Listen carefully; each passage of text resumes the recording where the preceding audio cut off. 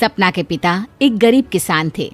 माँ पिता खेत में काम करते तो पीछे से सपना गांव के बच्चों के साथ हॉकी खेलती।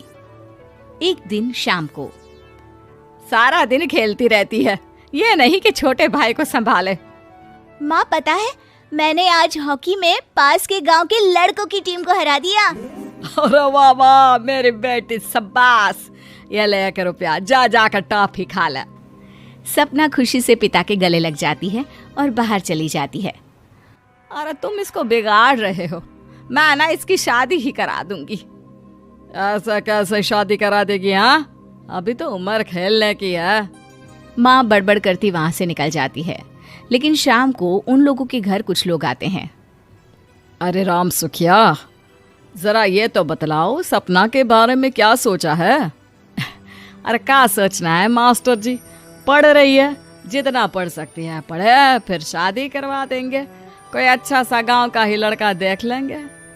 अरे तुम तो उसके पिता हो, तुमको कुछ नहीं पता? माँ घबरा जाती है। अरे का मास्टर जी, का पता नहीं, का हो गया? हम तो इनसे पहले ही बोल रहे थे कि लड़की की जात है, संभाल लो। अरे भाभी जी, आप भी ना कभी अच्छा भी सोच लिया करो। अरे सपना क्या खेलती है हॉकी, बड़े से बड़े आदमी भी नहीं जीत पाते हैं उससे।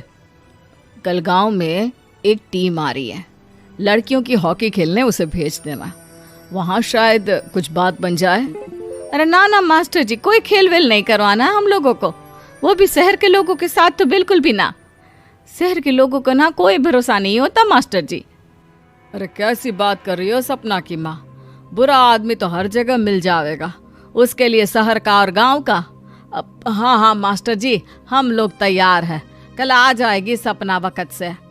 माँ के लाख मना करने पर भी पिता सपना को हॉकी टीम के लिए भेज देते हैं। शाम को सपना वापस आती है, लेकिन लट के मुंह से। और क्या हो गया, मार खाई हो का? कौन मारेगा हमें? कोई मार वार खाकर नहीं आए। अरे फिर शकल पर 12 क्यों बजे है, बताओगी? देखो माँ, आप समझोगी नहीं, बताकर फायदा क्या है?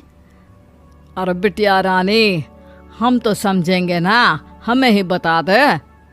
सपना पापा के गले लग जाती है। पापा, मैं ना सिलेक्ट हो गई हूँ भारत की हॉकी टीम में खेलने के लिए। अरे वाह, ये तो बहुत ही खुशी की बात है मेरे बच्चे। फिर मेरी गुड़िया काहे परेशान है? पापा, मुझे दिल्ली जाना पड़ेगा आगे की प्रैक्टिस के लिए। माँ जो सारी बात सुन रही होती है, जोर से चिल्लाती है। एक पैसा नहीं है मेरे पास, समझे? कुछ नहीं दूंगी। शादी के लिए लड़का फाइनल भी कर दिया है, कल्ले का बेटा, वो शादी कर लेगा तुमसे। सपना पिता की ओर देखती है। अरे देख सपना, खेलने दिल्ली जाना है तो सिर्फ इसी शर्त पे कि आकर कल्ले से बेटे से चुपचाप शादी कर लेगी, बोल। अरे ठीक है ना, कल्ले का बेटा तो बहुत ही समझदार है, सरकारी नौकरी है उसकी, मान गया वो तो सपना शादी कर लेगी। सपना भी धीरू, जो कि कल्ले का बेटा था, उसे जानती थी। वो मन ही मन सोचती है कि शादी तो वैसे भी होनी है, लेकिन माँ की ये शर्त मान गई तो जीवन जीने का एक मौका तो जरूर मिलेगा। हाँ, मुझे मंजूर है। तो कल मैं उन लोगों को बुला लूं? पिता और सपना दोनों एक दूसरे को देखते हैं। अब माँ ठीक है ना, बुलाने की क्या जरूरत है, वो लोग पसंद कर रहे हैं ना मुझे, वही ठीक है। बस आप तो मेरा दिल्ली का बैग पैक कर दो। सपना दिल्ली जाती है, दिल्ली टीम के लिए खेलने के लिए। सपना खूब अच्छा खेलती है और गोल्ड मेडल जीत कर आती है। जब वो गांव आती है तो उसका जोरदार स्वागत होता है। हर कोई सपना सपना चिल्ला रहा होता है। और सपना के पापा, तुम्हारी बेटी ने तो गांव का नाम रोशन कर दिया है। गांव की तरफ से तुम लोगों को गांव में पक्का मकान और सपना को परिषद में पक्की नौकरी देने के लिए हम तैयार हैं। अरे वाह वाह, पक्का मकान, ये तो बहुत अच्छी बात है, लेकिन सपना की नौकरी नहीं चाहिए हमें। हाँ, कैसी बात कर रही हो सपना की माँ? लड़की की नौकरी रहेगी तो अपने पैरों पर खड़ी रहेगी, किसी के आगे झुकने की जरूरत ना पड़ेगी। अरे चुप रहो, हम तो नौकरी ना करते हैं, पर मजाल है कि किसी के आगे झुके हो। ना, हमारी बेटी नौकरी नहीं करेगी। पिता लाख समझाते हैं लेकिन माँ नहीं मानती। और फिर वो दिन भी आ जाता है जब सपना को अपने कहे अनुसार लड़के से शादी भी करनी पड़ती है। ससुराल में। ए बहू, तू रोज रोज सुबह कहाँ जाती है? घर का सारा काम निपटा कर कहाँ भागती है? माँ का घर तो पास ही है, वहीं निकल जाती है क्या? नहीं माँ जी, मैं हॉकी खेलने जाती हूँ, मुझे खेलना पसंद है। खेलना पसंद है? अरे कैसी बात कर रही है बहू, शादी के बाद तो कोई लड़की खेलती फैलती नहीं है, वो घर का काम काज देखती है। सपना कुछ नहीं कहती। वो एक रोज कमरे में अपनी अलमारी ठीक कर रही होती है कि तब सुनो, वो जो लटक रहा है ना, क्या बोलते हैं उसे? मेडल। सपना पति की बात सुनकर खुश हो जाती है, उनके पास जाती है। मैं सोच ही रही थी कि तुमने कभी पूछा क्यों नहीं। ये मेडल है, मैंने जीता है, पता है, हॉकी में। बड़ा मैदान, बहुत से लोग, 2 टीम और फिर शुरू होता है जुनून। पता है, लगता है जैसे बस जिंदगी यही है, खेलते रहो, भागते रहो, दौड़ते रहो और लक्ष्य को पालो। सुनो ना, मैं ना भारतीय टीम के लिए खेलना चाहती हूँ। माँ,